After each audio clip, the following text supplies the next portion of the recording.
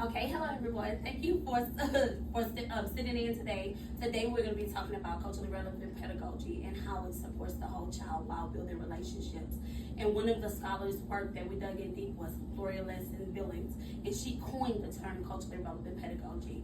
And what I learned is when it's properly implemented, it creates an inclusive environment where every child is supported, where we can also invite their culture in, and it invites in critical consciousness, which is where we think about how the kid can be involved in things that allows them to critique communities and injustices within the community.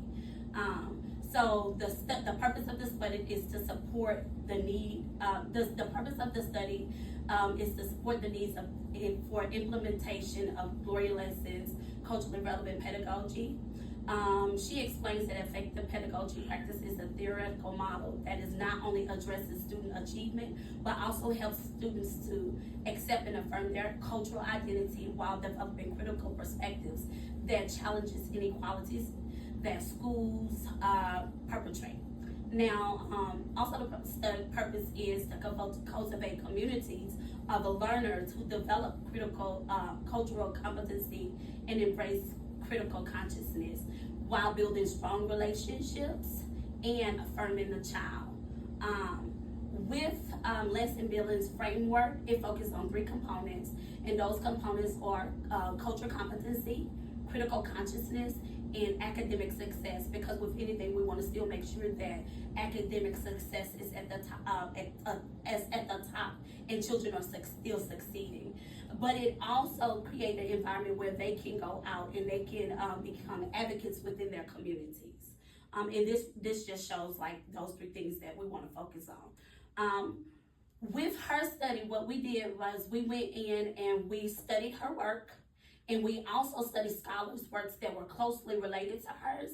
And we wanted to see how the implementation of her pedagogy helped in supporting the whole child and helped in helping us to see how relationships within the community as well as teacher-student relationships were built. So when we think about them demonstrating cultural competency, we think about affirming students' identity, right? So where we're not just bringing in another book like during, let's say Black History Month. We're not just bringing in another book, but we're actually teaching the culture of their children, seeing how I can bring that in and it can support you in learning while still building your cultural awareness and making you value who you are. But it also helps you to succeed academically.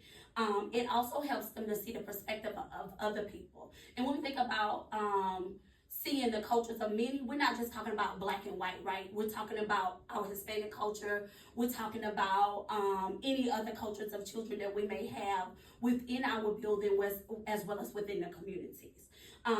When kids are able to foster this, they are able to develop a sense of belonging and knowing who they are, and it has been proven to help with them academically. Then we think about critical consciousness, where they're able to critique social injustices. We talk about not just racial, but when we think about it, we think about inequalities within their communities, things that they see every day, where maybe they may have drug abuse within their communities. How can they use what's happening within their communities and help them to think critically and help to develop their critical awareness within schools as well. So this helps with inviting their real world problems and things within school and helping them to think beyond, which has been proven to help them to think academically too, because now we're teaching them not just to value their culture and where they are and have a sense of awareness from where they come, but also teaching them how to critique those things. And when they do that, it helps them not just within elementary schools, high schools, but it helps them to critique it beyond. When they get out of school, how can I be involved in community things? How can I advocate for my community? And when we think about this is one of the things that I really like. There was another scholar named Brian Schultz, and what he did was he allowed his students, they were in this school and the building was really, really rough. And what they did was he created his pedagogy around that. So everything was integrated within that. And he had them to come up with a plan to whereby they were going to advocate for the building of a new school, because within their school they had bursted windows. So in the winter it was really, really cold. In the summer it was really, really hot. They didn't have the adequate material that they needed to sustain their education. So they were advocating for all of this, but they didn't just do it within the building. They were challenged to go outside of the classroom and reach their politicians, their mayors. And so they wrote letters to them, they invited them in, they integrated all of this within their other subject areas.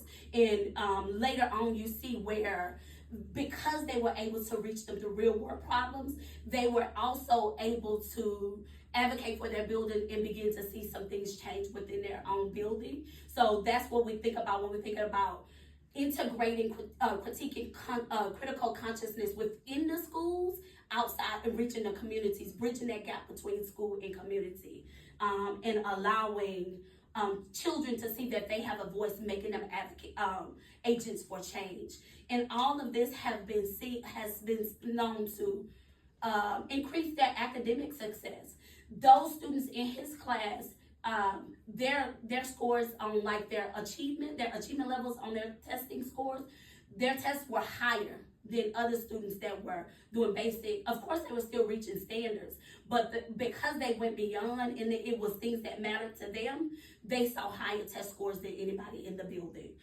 That was just something that I really, really enjoyed when I studied while studying this.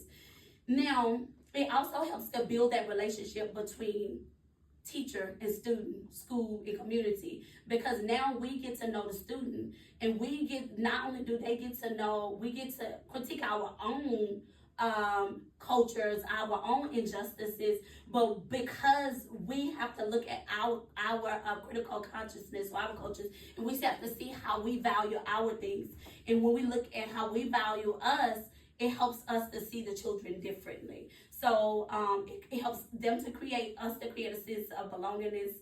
I'm on the wrong slide. It builds relationships, and it fosters respect and understanding and maturity.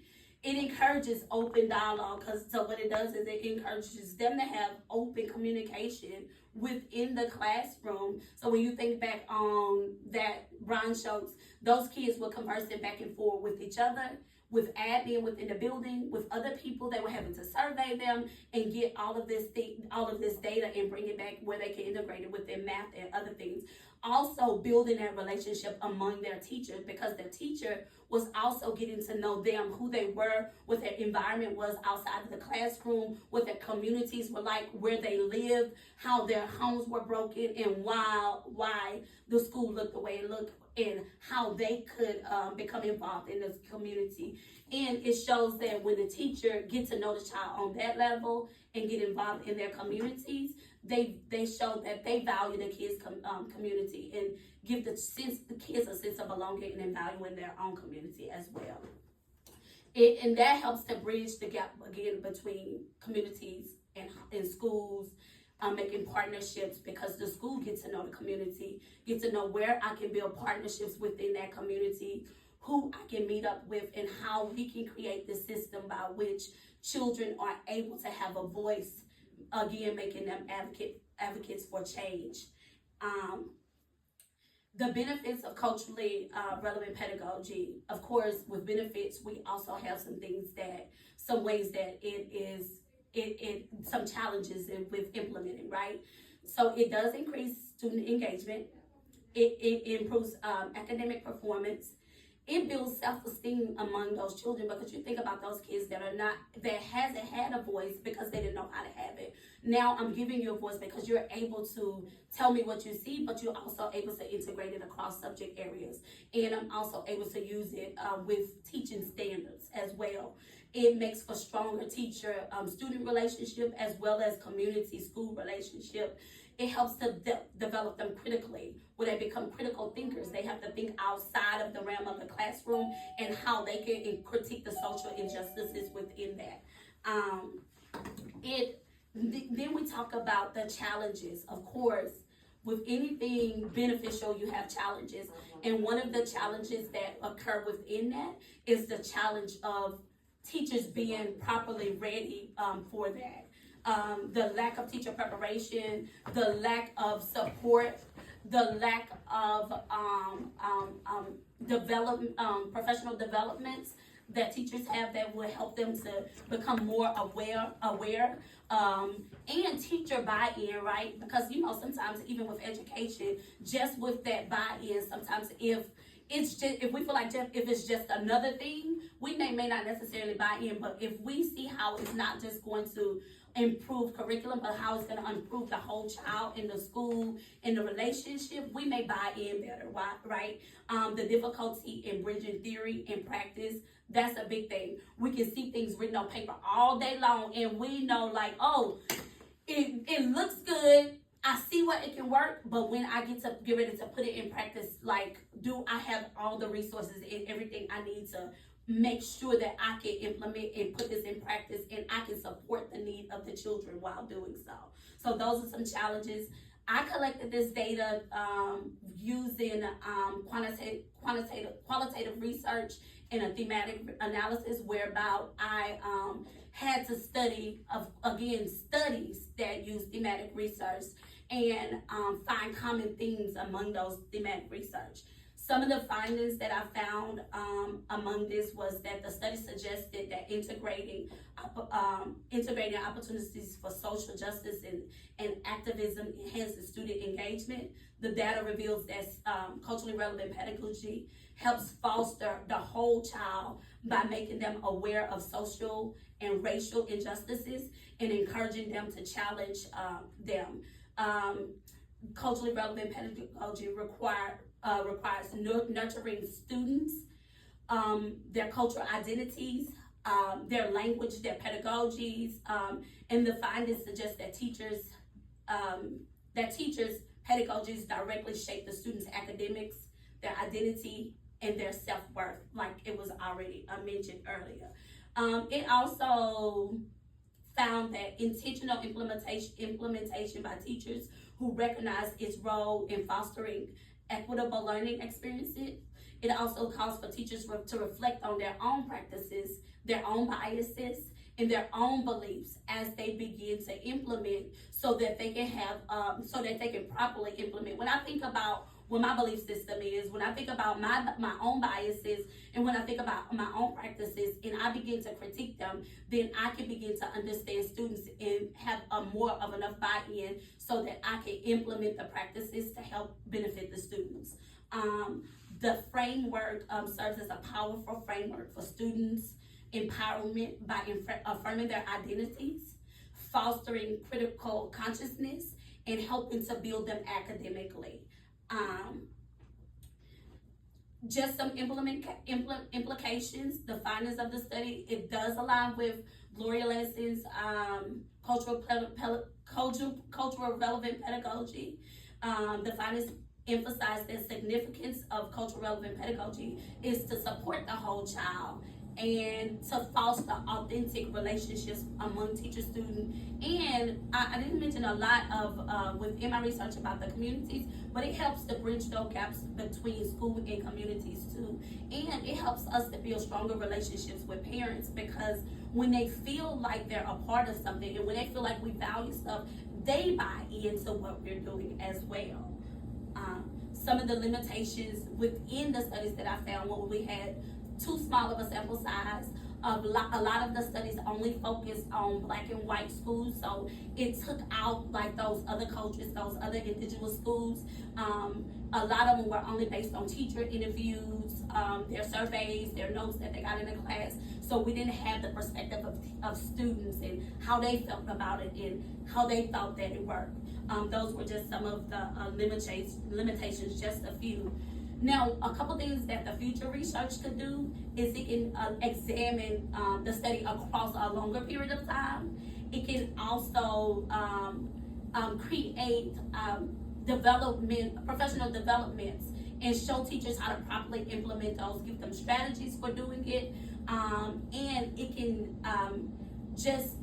create an environment where we invite parents in and allow them to teach us about their cultures and allow them to teach us how to use some of their things to implement within our classroom. And I'm not reading that conclusion.